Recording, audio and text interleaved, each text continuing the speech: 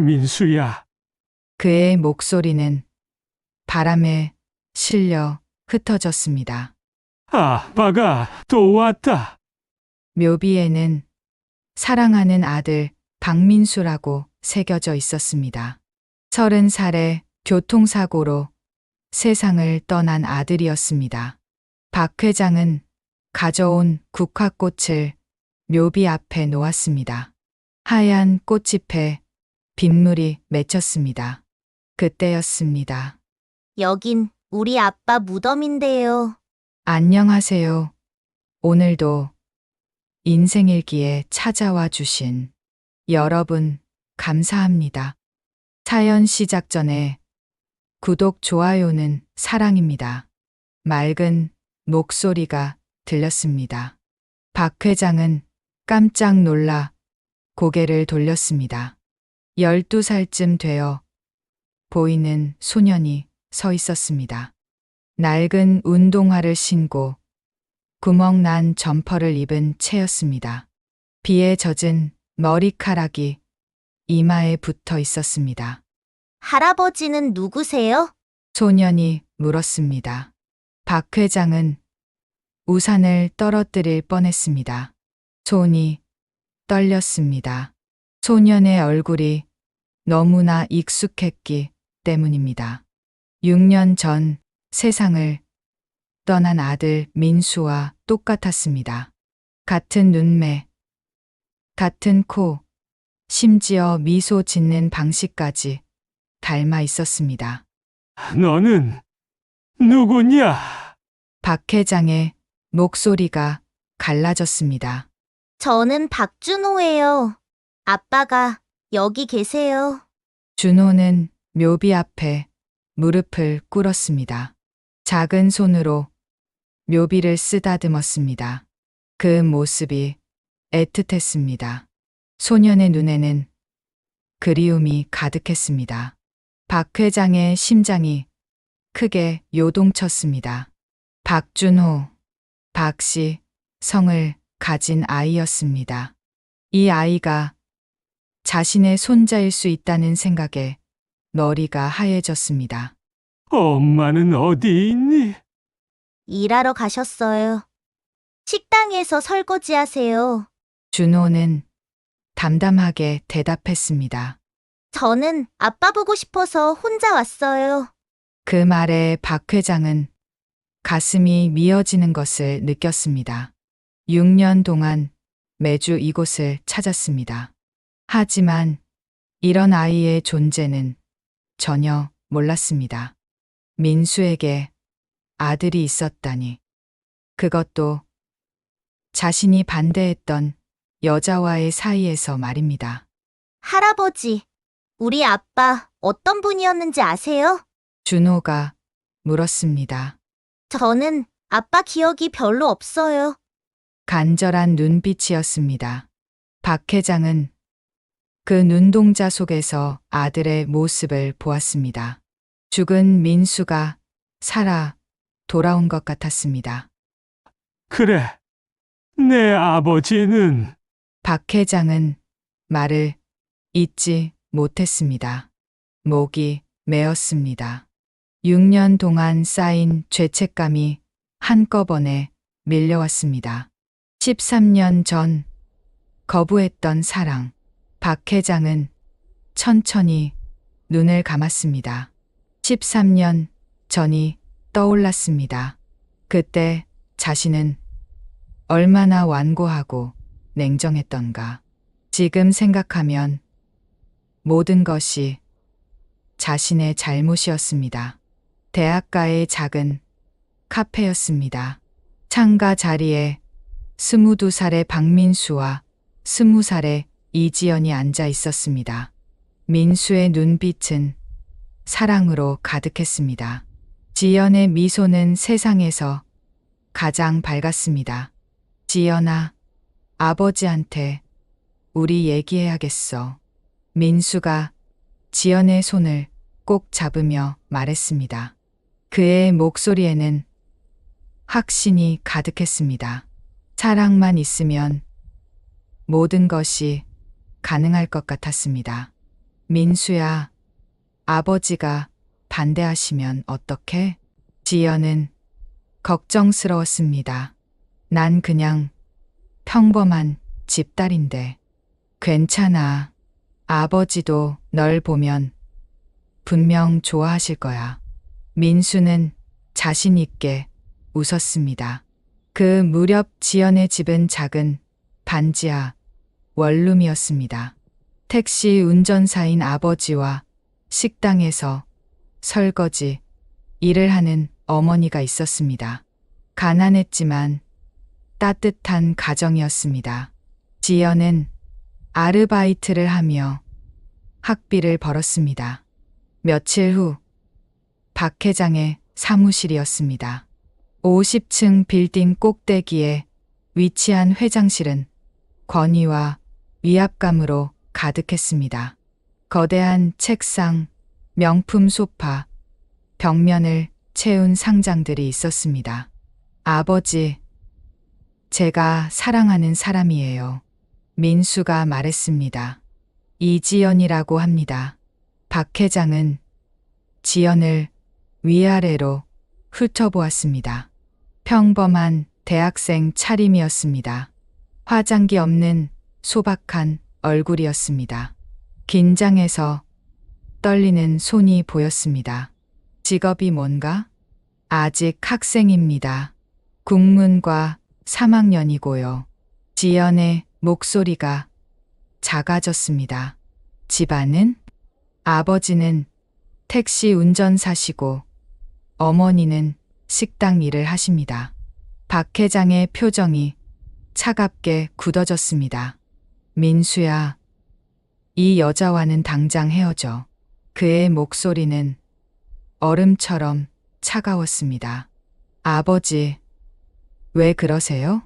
너는 한유진과 결혼할 거야. 이미 정해진 일이다. 한유진은 대기업 계열사 회장의 딸이었습니다. 명문대 출신의 해외 유학까지 마친 완벽한 스펙의 여성이었습니다. 아버님, 저희는 정말 사랑해요. 지연이 용기를 내어 말했습니다. 돈이 없어도 행복하게 살 수 있어요. 박 회장은 비웃었습니다. 사랑으로 밥 먹고 사냐?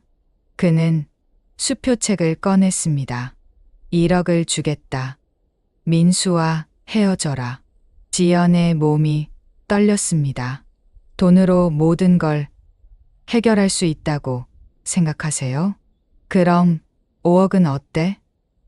너희 집 빚도 다 갚아주고. 싫어요.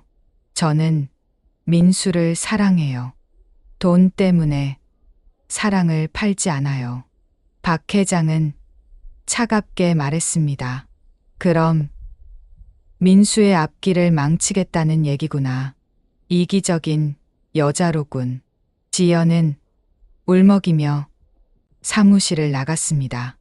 민수가 뒤쫓았지만 그녀는 돌아보지 않았습니다. 숨겨진 사랑의 대가. 그 후 몇 달 동안 민수와 지연은 몰래 만났습니다. 한적한 공원, 외진 카페, 지하철역에서 숨어 다녔습니다. 하지만 사랑은 더욱 깊어졌습니다. 박 회장은 사립 탐정을 고용했습니다. 아들의 행적을 파악했습니다. 마지막 경고다, 민수야. 박 회장이 말했습니다. 그 여자와 헤어지지 않으면 너를 상속자에서 제외시키겠다. 그리고 그 여자 집안도 가만두지 않을 거다. 수천억 원의 기업을 포기할 수 있을까요? 더 큰 문제는 지연의 가족에게까지 피해가 갈 수 있다는 것이었습니다. 한강 공원 벤치였습니다. 석양이 지고 있었습니다. 민수는 지연에게 이별을 고했습니다. 지연아, 미안해. 정말 미안해. 왜? 무슨 일이야? 갑자기 왜 이래? 지연의 눈에 눈물이 고였습니다. 난 한유진과 결혼해야 해. 회사 때문에 어쩔 수 없어. 알았어, 민수야. 지연은 떨리는 목소리로 말했습니다. 하지만 언젠가 후회할 거야. 진짜 사랑을 놓친 걸. 그때 지연은 아직 아무에게도 말하지 못한 비밀이 있었습니다. 배 속에 민수의 아이를 품고 있었습니다. 하지만 그녀는 말하지 않았습니다. 민수가 더 괴로워할 것 같았기 때문입니다. 무덤 앞의 깨달음. 박 회장은 다시 눈을 떴습니다. 준호가 여전히 묘비를 쓰다듬고 있었습니다. 빗방울이 소년의 어깨를 적셨습니다. 그때 지연이가 임신했었구나. 박 회장은 속으로 중얼거렸습니다. 자신의 완고함과 편견 때문에 이 귀한 손자가 아버지 없이 자라야 했습니다. 6년 동안 이런 손자가 있었는데 자신은 무엇을 하고 있었던 걸까요? 할아버지, 정말 우리 아빠 아셨어요? 준호가 다시 물었습니다. 아빠가 어떤 분이었는지 알려주세요.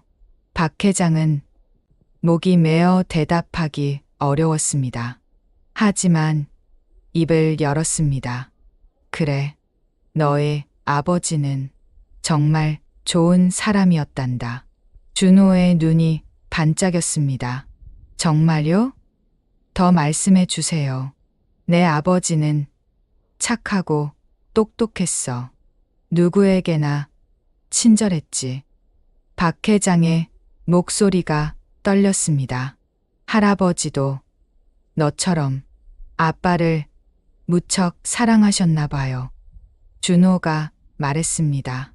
내가 왜 그렇게 생각하니? 할아버지 목소리가 슬퍼요. 아빠 이야기할 때 12살 소년의 예리한 관찰이었습니다. 박 회장은 더 이상 눈물을 참을 수 없었습니다. 비는 계속 내렸습니다. 할아버지와 손자는 죽은 이의 무덤 앞에서 처음 만났습니다. 13년간 숨겨져 있던 진실이 빗속에서 모습을 그려내기 시작했습니다. 그리고 박 회장은 알았습니다. 이제 모든 것을 바로잡아야 한다는 것을.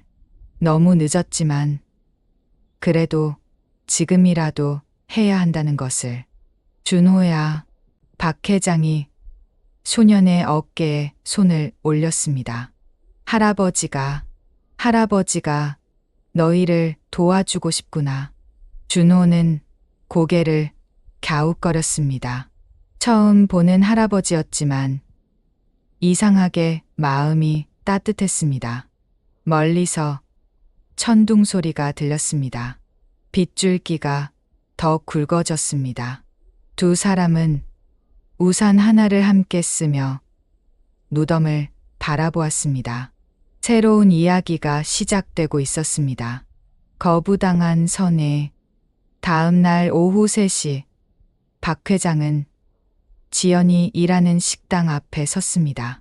검은 벤츠에서 내린 그의 모습은 이 서민 동네와 어울리지 않았습니다. 김 실장이 걱정스럽게 물었습니다. 회장님, 정말 들어가시겠습니까? 그래, 더 이상 미룰 수 없어. 박 회장의 가슴은 두근거렸습니다. 13년간의 죄책감을 안고 첫걸음을 내딛는 순간이었습니다. 식당 안은 점심시간이 끝나가는 시점이라 한산했습니다. 몇몇 손님들이 늦은 식사를 하고 있었습니다. 박 회장이 문을 열고 들어서자 분위기가 이상해졌습니다. 고급 정장 차림의 노인이 이런 곳에 올 일이 없었기 때문입니다. 어서 오세요. 몇 분이세요? 홀을 담당하던 동료가 박 회장을 맞았습니다. 저 이지연 씨 있나요? 지연이요? 주방에 있는데. 지연아, 손님이 널 찾으셔. 주방에서 지연이 앞치마를 두른 채 나왔습니다. 그리고 박 회장과 눈이 마주쳤습니다. 순간 그녀의 얼굴이 창백해졌습니다. 손에 들고 있던 행주가 바닥에 떨어졌습니다. 박 회장님, 떨리는 목소리였습니다. 지연 씨, 오랜만입니다. 박 회장도 어색했습니다. 13년 전 자신이 얼마나 잔인했는지 알고 있었기 때문입니다. 잠깐 얘기 좀 할 수 있을까요? 싫어요. 저는 당신과 할 얘기 없어요. 지연의 목소리는 차갑게 굳어 있었습니다. 주변 손님들이 둘을 쳐다보기 시작했습니다. 제발, 준호를 위해서라도. 준호를 왜 언급하세요? 우리 아들과 강씨는 아무 상관없어요. 식당 안이 웅성거렸습니다. 사장도 뭔가 이상하다는 표정으로 다가왔습니다.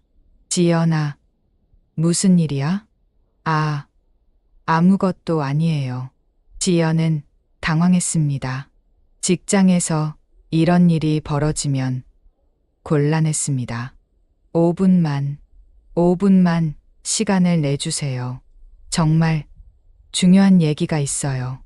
박 회장의 목소리에는 간절함이 담겼습니다. 전 일하는 중이에요. 그리고 당신과는 정말 할 말이 없어요. 지연의 머릿속에는 13년 전 기억이 생생했습니다. 박 회장이 자신을 모욕했던 그날, 돈으로 사랑을 사려 했던 그 말들이 되살아났습니다. 왜 이제 와서 나타나는 거예요? 13년 동안 어디 계셨어요? 미안합니다. 정말 미안해요. 그때 제가 잘못했어요. 박 회장은 고개를 숙였습니다. 사과한다고 달라지는 건 없어요. 우리는 잘 살고 있어요. 준호도 제가 잘 키우고 있고요. 준호를 제가 봤어요. 민수 무덤에서. 지연의 표정이 더욱 굳어졌습니다. 그래서 뭐요? 이제 와서 할아버지 생세라도 하시려고요? 아니에요. 그냥 도움이 되고 싶어서. 도움이지 마세요. 13년 전 도움이 필요했을 때는 어디 계셨어요? 지연의 목소리가 높아졌습니다. 억눌렸던 감정이 터져 나왔습니다. 민수가 죽고 나서 얼마나 힘들었는지 아세요? 6살짜리 아이 혼자 키우면서 얼마나 많이 울었는지 아세요? 식당 사장이 가급하게 말렸습니다. 야, 지연아, 손님한테 그렇게 하면 어떡해? 이분은 손님이 아니에요. 우리 인생을 망친 사람이에요. 예상치 못한 등장. 바로 그때 식당 문이 열렸습니다. 한유진이 들어왔습니다. 박 회장을 따라온 것이었습니다. 그녀는 이지연이 어떤 여자인지 직접 확인하고 싶었습니다. 아버님, 여기 계셨네요. 한유진이 나타나자 분위기가 더욱 팽팽해졌습니다. 지연은 한유진을 처음 보았지만 직감적으로 알 수 있었습니다. 이 여자가 민수와 결혼한 사람이라는 것을. 당신이 민수와 결혼한. 예, 저는 한유진이에요. 민수의 아내였죠. 한유진은 지연을 위아래로 훑어보았습니다. 비웃는 듯한 표정이었습니다. 13년 전과 달리 초라해진 지연의 모습을 보며 우월감을 느꼈습니다. 이런 곳에서 일하고 계시는군요. 힘드시겠어요. 그 말투에는 명백한 무시가 담겼습니다. 네, 힘들어요. 하지만 떳떳하게 살고 있어요. 지연은 당당하게 대답했습니다. 하지만 마음속으로는 위축되었습니다. 한유진의 고급스러운 옷차림과 자신의 낡은 앞치마가 대조되었습니다. 준호라는 아이, 정말 민수 오빠 아들이 맞나요? 한유진이 날카롭게 물었습니다. DNA 검사 같은 건 해보셨어요? 요즘 거짓말하는 사람들이 많아서 지연의 몸이 떨렸습니다. 뭐라고요? 제 아들을 의심하는 거예요? 의심이 아니라 확인이죠. 13년 동안 연락도 없던 아이가 갑자기 나타났는데 나가세요. 둘 다 나가세요. 다시는 우리 앞에 나타나지 마세요. 지연의 목소리는 떨렸지만 단호했습니다. 지연 씨, 제발 차분히 얘기해 봅시다. 준호를 위해서라도. 준호는 제가 잘 키울 거예요. 당신들 도움 없이도. 여기서 나가세요. 다른 손님들한테 피해만 주고 계세요. 식당 사장도 더 이상 참을 수 없었습니다. 영업에 지장이 생기고 있었습니다. 박 회장과 한유진은 할 수 없이 식당을 나섰습니다. 두 여자의 대결. 식당 밖에서 한유진이 말했습니다. 아버님 보셨죠? 저런 사람이 우리 가족이 될 수 있을까요? 박 회장은 대답하지 않았습니다. 지연의 분노가 당연하다는 것을 알았기 때문입니다. 시간이 필요할 거야. 충분히 이해해. 시간이 아니라 확인이 필요해요. DNA 검사를 해봐야 해요. 한유진은 집요했습니다. 손님들이 모두 나간 후 지연은 화장실에 들어가 눈물을 쏟았습니다. 13년 전 상처가 다시 아물었다고 생각했는데 여전히 아팠습니다. 왜 이제 와서 나타나는 거야? 무엇보다 걱정되는 것은 준호였습니다. 이 일을 아이가 알게 되면 어떻게 될까요? 준호만은 다치게 하면 안 돼. 진실을 찾은 아들. 그날 저녁 준호는 집에서 혼자 있었습니다. 어머니가 일하러 간 사이 집안을 정리하다가 우연히 오래된 상자를 발견했습니다. 옷장 깊숙이 숨겨져 있던 상자였습니다. 호기심에 상자를 열어본 준호는 깜짝 놀랐습니다. 아버지와 어머니의 옛날 사진들이 가득했습니다. 사진 속 어머니는 지금과 완전히 달랐습니다. 아름답고 행복해 보였습니다. 사진들 사이에서 준호는 편지 한 통을 발견했습니다. 아버지가 어머니에게 쓴 편지였습니다. 지연아, 미안해. 아버지가 반대하셔서 어쩔 수 없어. 하지만 너를 잊을 수는 없어. 언젠가 다시 만날 수 있을 거야. 준호는 충격을 받았습니다. 아버지에게 반대했던 아버지라면 자신에게는 할아버지였습니다. 그럼 무덤에서 만난 그분이 상자 속에는 다른 것들도 있었습니다. 아버지가 다녔던 대학교 졸업사진, 신문 스크랩, 그리고 박 회장이 나온 경제지 기사까지. 박 회장, 이분이 아빠 아버지인가? 준호는 박 회장의 사진을 자세히 보았습니다. 무덤에서 만난 그 할아버지와 같은 사람이었습니다. 왜 엄마는 이런 걸 숨겼지? 준호는 배신감을 느꼈습니다. 자신에게 가족이 더 있었는데 어머니가 숨겨왔다는 것에 상처받았습니다. 준호야, 엄마 왔어. 지연이 일을 마치고 돌아왔습니다. 하지만 준호가 상자를 뒤지고 있는 모습을 보고 깜짝 놀랐습니다. 준호야, 그거 왜 꺼냈어? 지연의 얼굴이 창백해졌습니다. 엄마, 이게 다 뭐예요? 왜 이런 걸 숨겼어요? 준호는 박 회장의 사진을 들고 어머니를 바라봤습니다. 이분이 제 할아버지 맞죠? 무덤에서 만난 그분. 준호야, 왜 말 안 해줬어요? 저한테 할아버지가 있는데 왜 숨겼어요? 지연은 더 이상 숨길 수 없었습니다. 무거운 한숨을 쉬며 준호 옆에 앉았습니다.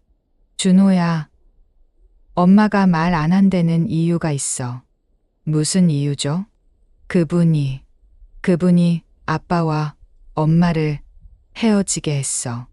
우리를 인정하지 않으셨거든. 그럼 할아버지가 나쁜 사람이에요? 준호는 혼란스러웠습니다. 무덤에서 만난 할아버지는 좋은 사람 같았는데 나쁜 사람은 아니야. 그냥 우리와는 다른 세상에 사는 분이지. 지연은 최대한 객관적으로 설명하려 했습니다. 엄마, 저 할아버지를 만나보고 싶어요. 안 돼. 절대 안 돼. 지연은 강하게 반대했습니다. 왜요? 제 할아버지인데 만나면 안 되나요? 준호야, 그분을 만나면 우리가 힘들어질 수 있어. 지연의 눈에 눈물이 고였습니다. 하지만 할아버지잖아요. 그리고 아빠에 대해서도 더 알고 싶어요. 준호의 목소리는 단호했습니다. 엄마는 힘들었겠지만 저는 제가 직접 판단하고 싶어요. 12살이지만 준호는 생각이 깊었습니다. 어머니의 고생을 보며 일찍 철들었기 때문입니다. 지연은 고민했습니다.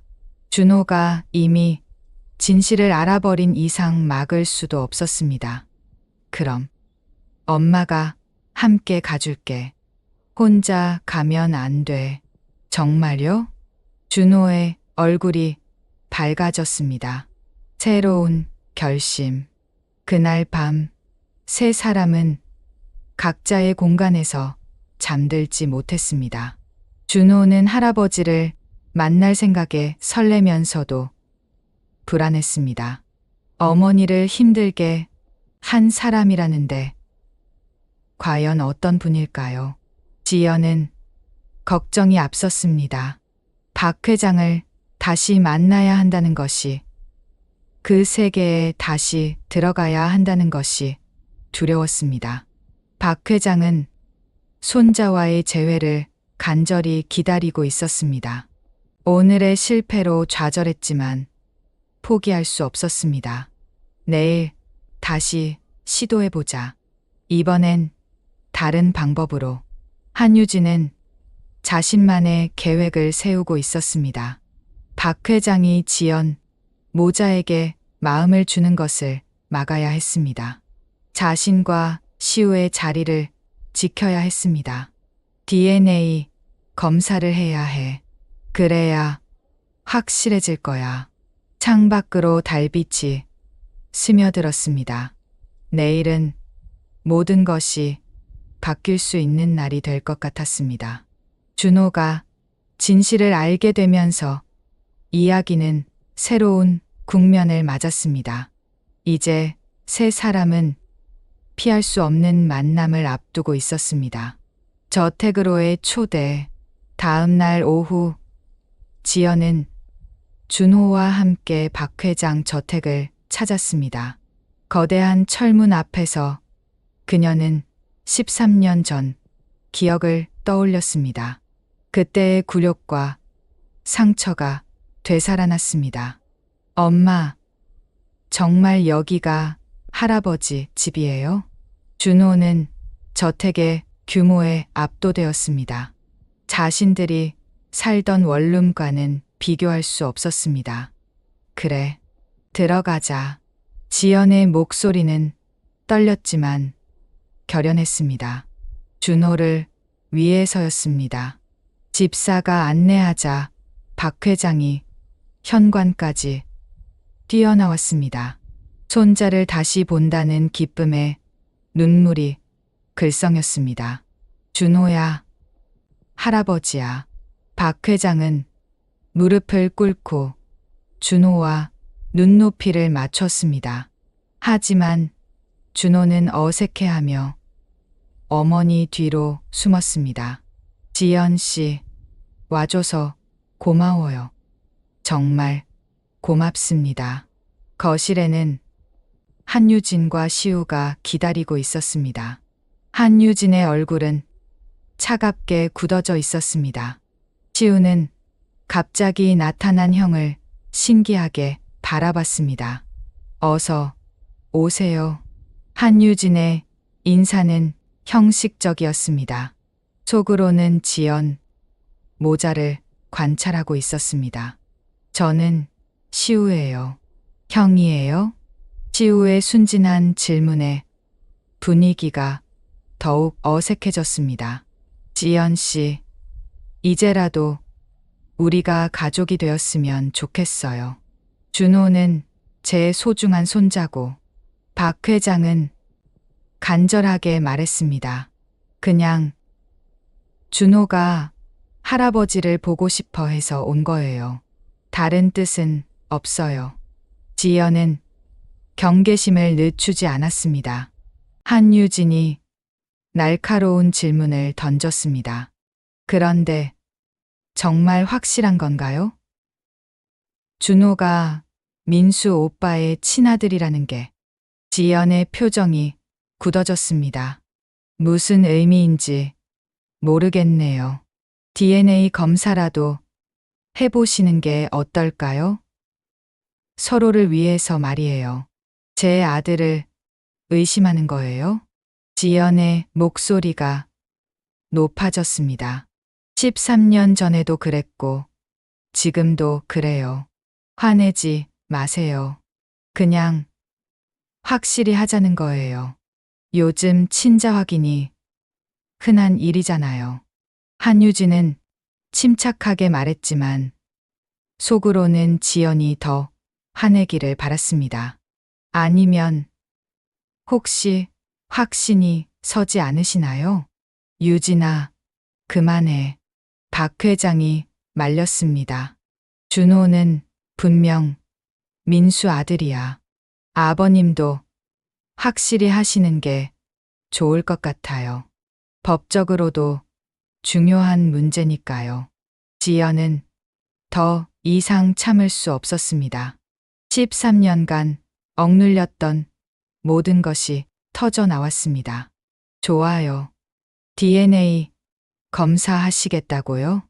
숨겨진 진실의 폭로. 지연이 차분하지만 단호하게 말했습니다. 그럼 시우도 같이 해보세요. 과연 누가 진짜 박씨 혈통인지. 뭐라고요? 한유진의 얼굴이 창백해졌습니다. 시우는 왜 끌어들여요? 관계없는 아이를. 관계없다고요? 정말 관계없을까요? 지연의 눈빛이 날카로워졌습니다. 민수 씨는 정관 수술을 했어요. 거실이 정적에 휩싸였습니다. 박 회장과 한유진 모두 충격을 받았습니다. 뭘 했다고? 박 회장의 목소리가 떨렸습니다. 준호를 낳고 나서 민수 씨가 정관 수술을 했어요. 더 이상 아이를 갖지 않겠다고 했거든요. 지연은 차분하게 설명했습니다. 사랑하지 않는 사람과의 사이에서는 절대 아이를 갖지 않겠다고 했어요. 거짓말이에요. 그럴 리 없어요. 한유진은 격렬하게 부인했습니다. 민수 오빠가 그런 수술을 했다면 제가 몰랐을 리 없어요. 병원 기록을 확인해 보세요. 지연이 말했습니다. 준호가 6살 때였으니까 7년 전 겨울이었어요. 민수 씨가 직접 말했어요. 이제 준호만 있으면 된다고. 박 회장은 머리를 감쌌습니다. 만약 정말이라면 시우는 누구의 아이란 말인가요? 그럼 시우는 네, 맞아요. 시우는 민수 씨 아들이 아니에요. 한유진이 비틀거렸습니다. 아니에요. 시우는 민수 오빠 아들이에요. 제가 다른 남자와 그런 일은 없었어요. 한유진 씨, 시우 아버지가 누군지 정말 모르세요? 지연은 차분하게 물었습니다. 민수 씨는 저한테 다 말했어요. 당신이 다른 남자와 만나고 있다는 것도 안 돼요. 이럴 수 없어요. 한유진은 주저앉았습니다. 7년간 숨겨온 비밀이 드러나는 순간이었습니다. 엄마, 무슨 얘기예요? 저는 아빠, 아들 아니에요.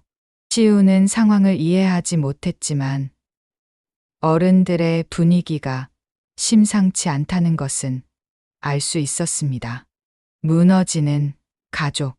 유진아, 시우는 정말 내 손자가 아니란 말이야?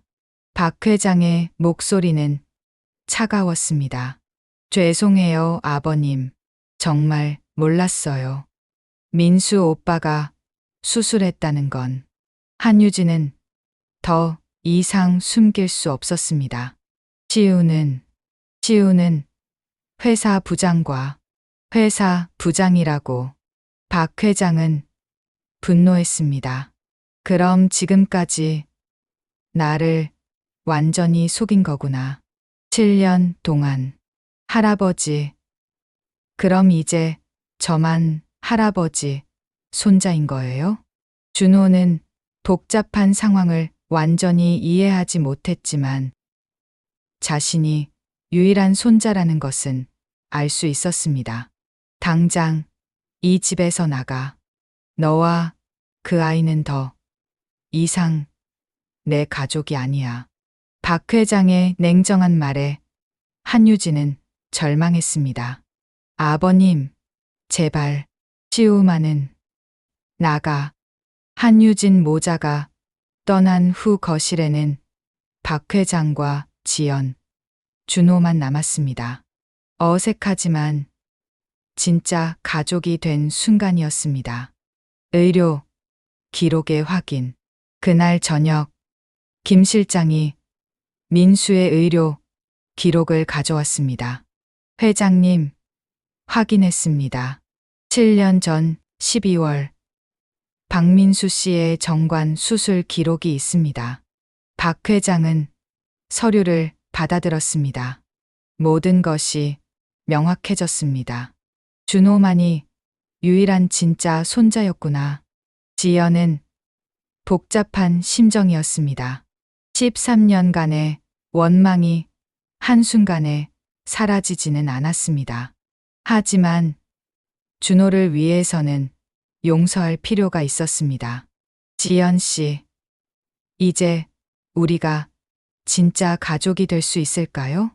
박 회장이 조심스럽게 물었습니다. 지연은 대답하지 않았습니다. 아직은 확신할 수 없었습니다. 홀로 남겨진 한유진. 한유진은 작은 원룸으로 돌아왔습니다. 시우는 계속 울고 있었습니다. 엄마, 왜 우리가 할아버지 집에서 쫓겨난 거예요? 엄마가 잘못했어. 미안해. 한유진은 후회했습니다. 7년간 지켜온 모든 것이 한순간에 무너졌습니다. 고급 저택, 풍족한 생활, 사회적 지위, 모든 것을 잃었습니다. 창밖을 바라보며 한유진은 생각했습니다. 어떻게든 다시 돌아가야 한다고. 방법을 찾아야 한다고. 새로운 시작의 조짐. 박 회장 저택에서 준호는 자신의 방을 배정받았습니다.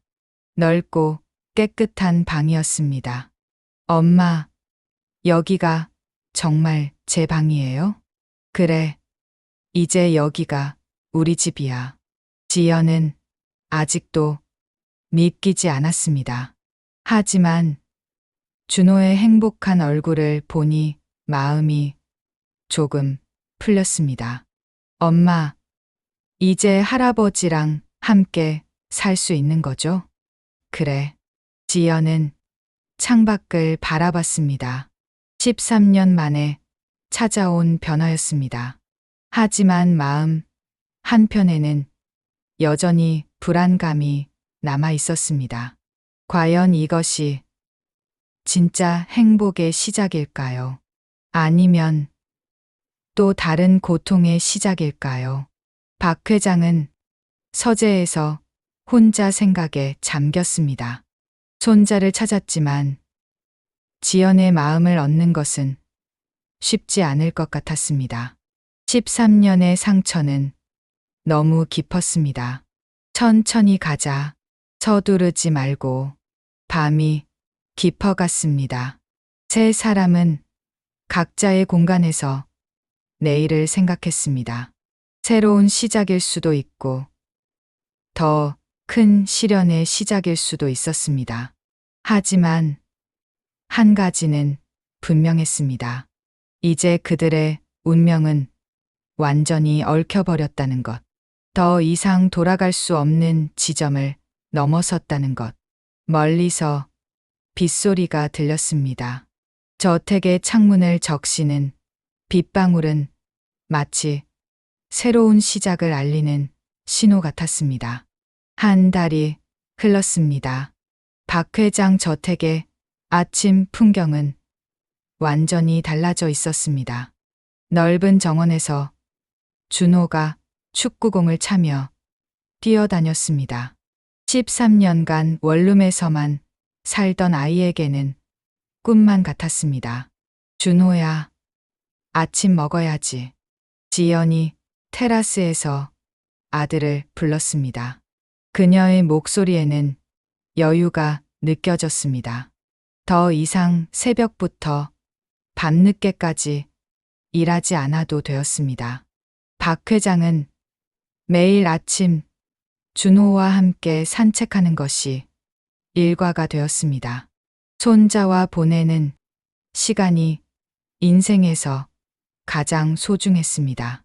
할아버지, 오늘 학교에서 발표가 있어요. 우리 가족 소개하는 거예요. 그래. 할아버지 얘기도 해야겠네. 박 회장의 얼굴에는 미소가 가득했습니다. 13년 만에 진짜 가족의 의미를 찾았습니다. 지연은 이제 박 회장의 개인 비서로 일하고 있었습니다. 더 이상 설거지나 청소 일을 하지 않아도 되었습니다. 회장님, 오늘 일정 정리해 드렸어요. 고마워요, 지연 씨. 아니, 이제 지연아라고 불러도 될까요? 박 회장은 조심스럽게 물었습니다. 13년의 세월과 상처를 조금씩 치유해 가고 있었습니다. 준호는 이제 최고의 사립학교에 다니고 있었습니다. 처음에는 적응이 어려웠지만 뛰어난 성적으로 친구들과 잘 어울렸습니다. 준호야, 넌 정말 대단해. 전학 온 한 달 만에 1등이야.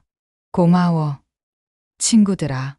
이제 같이 학원도 다닐 수 있어서 좋아. 준호는 행복했습니다. 처음으로 또래 친구들과 같은 수준의 교육을 받을 수 있게 되었습니다. 마음의 거리. 하지만 지연은 완전히 마음을 열지 못하고 있었습니다. 13년간의 상처가 쉽게 아물지 않았습니다. 저녁 식사 시간, 세 사람은 큰 식탁에 둘러앉았습니다.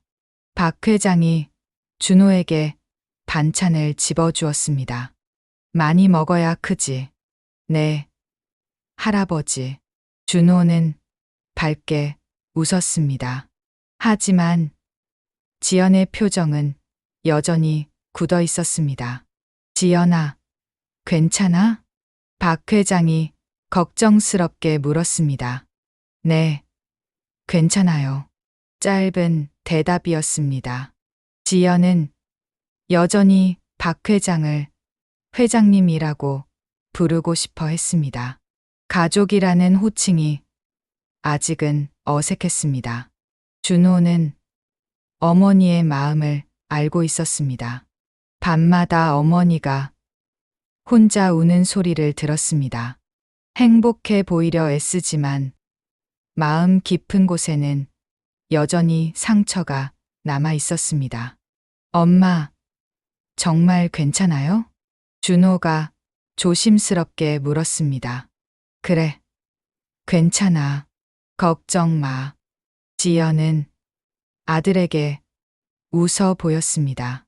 하지만 그 웃음은 진짜가 아니었습니다. 떠나지 못하는 한유진.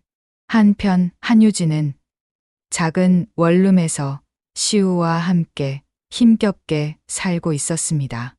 모든 재산은 박 회장 명의였기 때문에 가져갈 수 있는 것이 거의 없었습니다. 엄마, 왜 우리가 여기서 살아야 해요? 할아버지, 집은 왜 못 가요? 시우는 상황을 완전히 이해하지 못했습니다. 왜 갑자기 모든 것이 바뀌었는지. 시우야, 엄마가 잘못했어. 미안해. 한유진은 후회했지만 이미 늦었습니다. 하지만 그녀는 포기하지 않았습니다. 어떻게든 다시 돌아갈 방법을 찾아야 했습니다.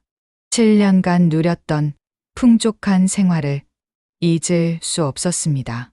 지연, 내가 있는 한 내가 돌아갈 자리는 없어. 한유진은 거울을 보며 중얼거렸습니다. 그녀의 눈에는 복수심이 타올랐습니다. 박 회장의 노력. 박 회장은 지연의 마음을 얻기 위해 노력했습니다. 어느 저녁 그는 지연을 서재로 불렀습니다. 지연아, 정말 미안해. 13년 전 내가 얼마나 어리석었는지 이제야 깨달았어. 박 회장은 진심으로 사과했습니다. 과거는 돌이킬 수 없지만 앞으로는 진짜 가족으로 지냈으면 좋겠어. 지연은 대답하지 않았습니다. 마음 한편으로는 이해하고 싶었습니다. 하지만 13년간의 고통이 쉽게 잊혀지지 않았습니다. 회장님, 아버님이라고 불러줘. 제발. 박 회장의 목소리에는 간절함이 담겼습니다. 저도 노력해 볼게요. 준호를 위해서. 지연이 천천히 말했습니다. 완전한 용서는 아니었지만 작은 발걸음이었습니다. 준호의 꿈. 준호는 이제 미래에 대한 구체적인 꿈을 갖게 되었습니다. 어느 주말 세 사람은 함께 민수의 무덤을 찾았습니다. 아빠, 저 이제 할아버지가 있어요. 그리고 엄마도 더 이상 힘들게 일 안 해도 돼요. 준호는 아버지에게 근황을 보고했습니다. 할아버지, 저 나중에 할아버지 회사 물려받아서 더 크게 키울 거예요. 그래, 그럼 지금부터 열심히 공부해야겠네. 박 회장은 손자의 당찬 포부가 기특했습니다. 그리고 저처럼 어려운 아이들 도와주는 장학재단도 만들 거예요. 준호는 이미 사회적 책임감을 갖고 있었습니다. 민수야, 우리 준호 잘 크고 있어. 내가 원하던 대로 되었어. 지연이 묘비에 손을 올리며 말했습니다. 13년 만에 처음으로 평온한 마음이었습니다. 공식적인 인정. 박 회장은 임원진 회의에서 중대한 발표를 했습니다. 앞으로 제 유일한 후계자는 박준호입니다. 아직 어리지만 성인이 될 때까지 제가 직접 교육시킬 예정입니다. 임원들은 놀랐지만 반대할 수 없었습니다. 박 회장의 결정은 확고했습니다. 그리고 이지연 씨를 제 개인 비서이자 가족으로 소개합니다. 박 회장은 공식적으로 지연과 준호를 인정했습니다. 회의가 끝난 후 김 실장이 물었습니다. 회장님, 한유진 씨는 어떻게 하시겠습니까? 그녀와는 이미 끝났어. 더 이상 신경 쓰지 않아도 돼. 여전한 불안. 하지만 지연은 여전히 불안했습니다. 밤마다 악몽을 꾸었습니다. 다시 모든 것을 잃는 꿈이었습니다. 정말 이래도 될까? 준호에게는 좋은 일이지만 지연은 창밖을 바라보며 생각했습니다. 행복이 너무 빨리 찾아온 것 같았습니다. 언젠가 다시 빼앗길까 두려웠습니다. 준호는 어머니의 고민을 알아챘습니다. 엄마, 걱정하지 마세요. 이제 우리는 정말 가족이에요. 그래, 내 말이 맞아. 지연은 아들을 꼭 안았습니다. 앞으로의 시련. 한유진은 변호사 사무실을 찾았습니다. 포기할 수 없었습니다. 시우에게 양육비라도 청구할 수 있나요? 어렵습니다. 친자가 아닌 것이 확인되었으니까요. 변호사의 대답에 한유진은 절망했습니다. 그럼 방법이 없다는 거네요. 법적으로는 어렵습니다. 하지만 변호사가 의미심장하게 웃었습니다. 다른 방법이 있을 수도 있죠. 한유진의 눈에 다시 희망이 보였습니다. 어떤 방법이든 다시 돌아갈 것입니다. 박 회장 저택에서는 평화로운 저녁이 흘러갔습니다. 하지만 멀지 않은 곳에서 새로운 위기가 다가오고 있었습니다. 지연은 본능적으로 알고 있었습니다. 이 평화가 오래가지 못할 것이라는 것을. 하지만 준호를 위해서는 강해져야 했습니다. 무슨 일이 있어도 준호만은 지킬 거야. 지연의 결심이었습니다. 밤하늘에 별이 빛났습니다.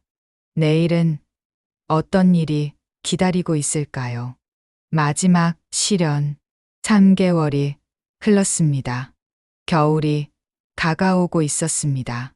준호는 학교에서 우수한 성적을 거두며 친구들 사이에서도 인기가 많았습니다. 지연은 조금씩 박 회장에게 마음을 열기 시작했습니다. 어느 토요일 아침, 세 사람은 함께 아침 식사를 하고 있었습니다. 평화로운 주말이었습니다. 할아버지, 다음 주에 학교에서 학예회가 있어요. 오실 수 있으세요? 당연하지. 할아버지가 꼭 갈게. 박 회장의 얼굴이 밝았습니다. 그때 초인종이 울렸습니다. 집사가 황급히 들어왔습니다. 회장님, 한유진 씨가 밖에 와 계십니다. 분위기가 순식간에 얼어붙었습니다. 지연의 표정이 굳어졌습니다. 들어오라고 해. 박 회장이 단호하게 말했습니다. 한유진이 거실로 들어왔습니다. 3개월 전과는 완전히 다른 모습이었습니다. 초췌하고 지쳐 보였습니다. 하지만 눈빛만은 여전히 날카로웠습니다. 아버님, 제발 한 번만 더 기회를 주세요.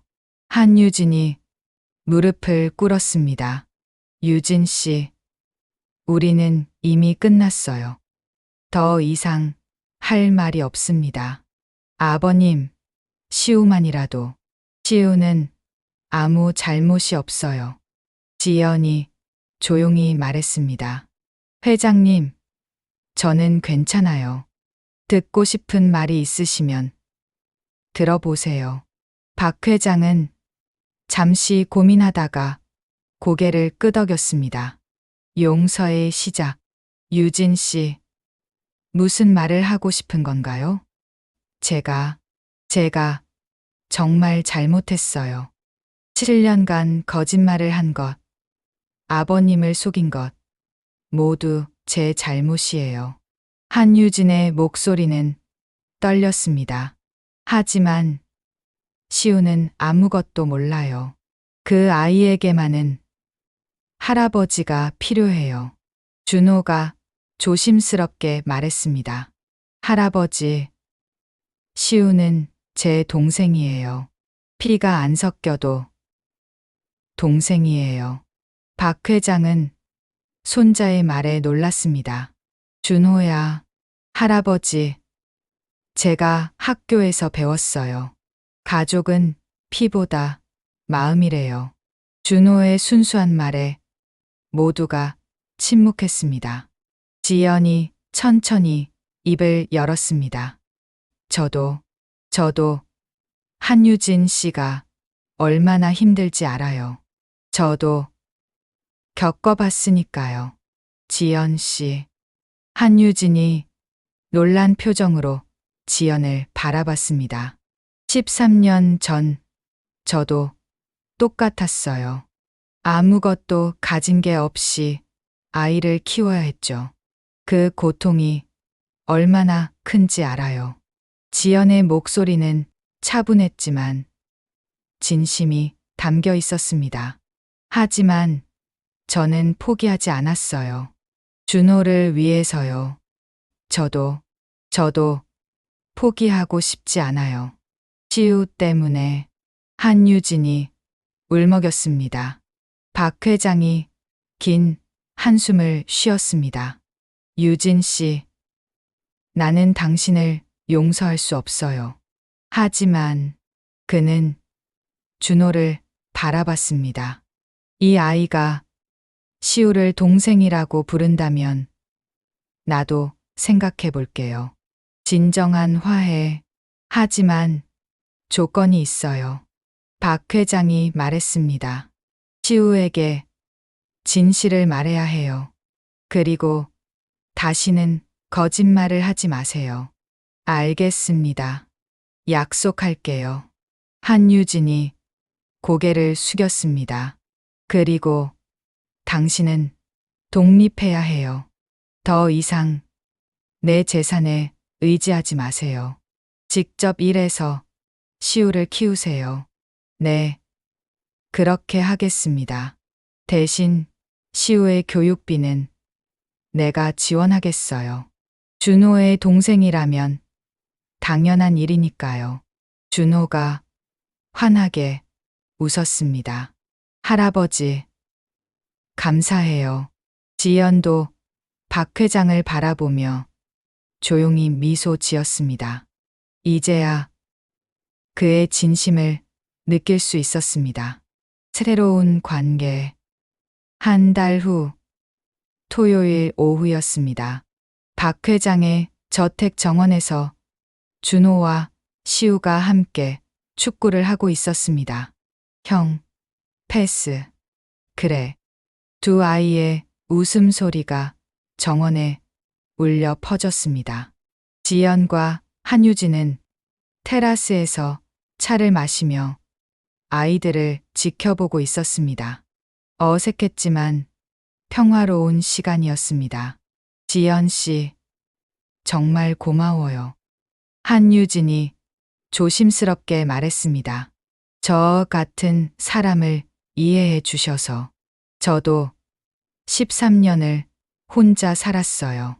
그 외로움을 아니까요. 지연이 차를 한 모금 마시며 말했습니다. 하지만 앞으로는 정직하게 사세요.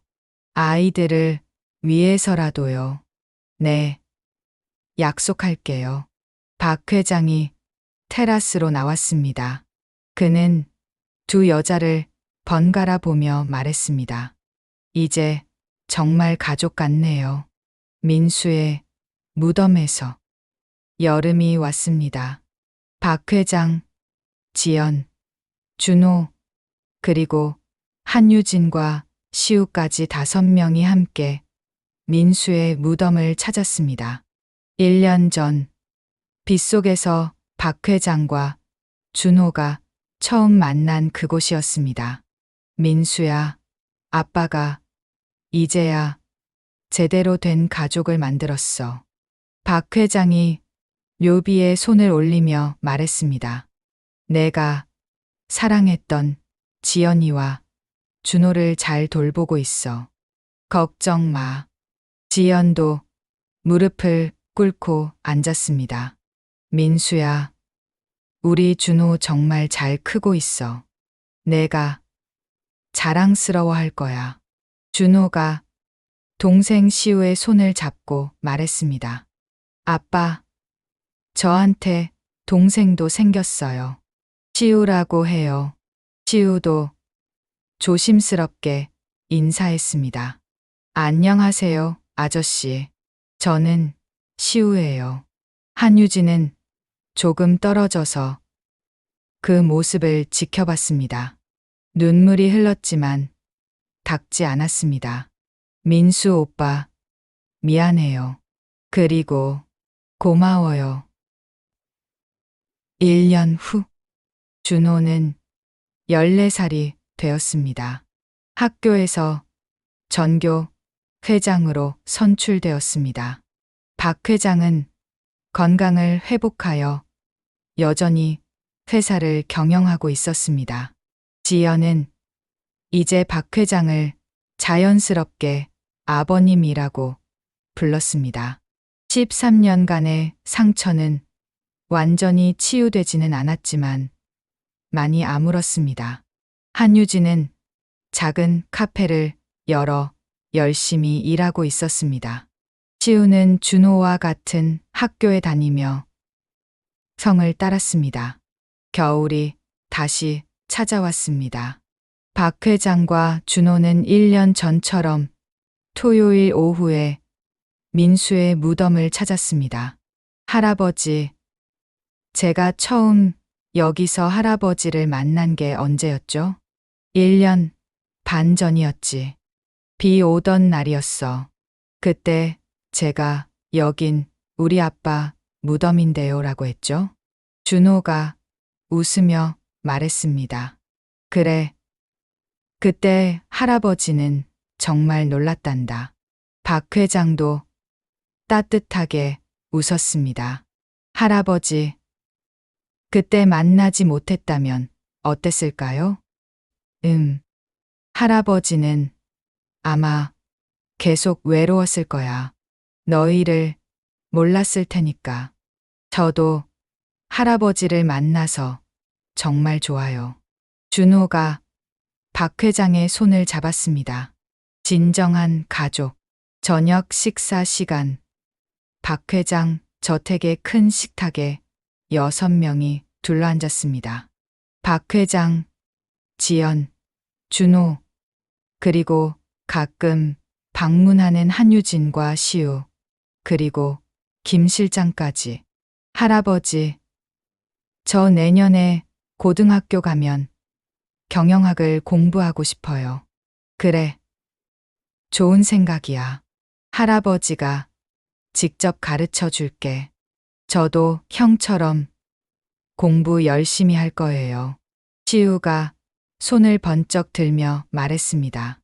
박 회장은 두 아이를 번갈아 보며 흐뭇하게 웃었습니다. 민수야, 내가 남긴 것들이 이렇게 아름다운 가족을 만들었어. 지연이 박 회장을 바라보며 말했습니다. 아버님, 그때 무덤에서 준호를 만나주셔서 감사해요. 아니야. 고마운 건 나야. 준호가 나를 찾아줘서. 여긴 우리 아빠 무덤인데요. 박 회장이 준호의 말을 흉내내며 웃었습니다. 모두가 함께 웃었습니다. 따뜻하고 행복한 웃음이었습니다. 창밖으로 눈이 내리기 시작했습니다. 하얀 눈송이가 창문에 부딪혔습니다. 마치 축복처럼 13년간의 슬픔과 고통, 오해와 갈등을 넘어서 이들은 마침내 서로를 이해하고 용서했습니다. 피보다 진한 것은 함께한 시간과 이해, 그리고 용서였습니다. 여긴 우리 아빠 무덤인데요로 시작된 이야기는 이제 우리는 진짜 가족이에요로 끝이 났습니다. 하지만 이것은 끝이 아니라 새로운 시작이었습니다. 진정한 가족의 이야기는 이제부터 시작되는 것이었습니다. 이야기 잘 들으셨나요? 오늘 하루도 좋은 하루 보내세요. 감사합니다.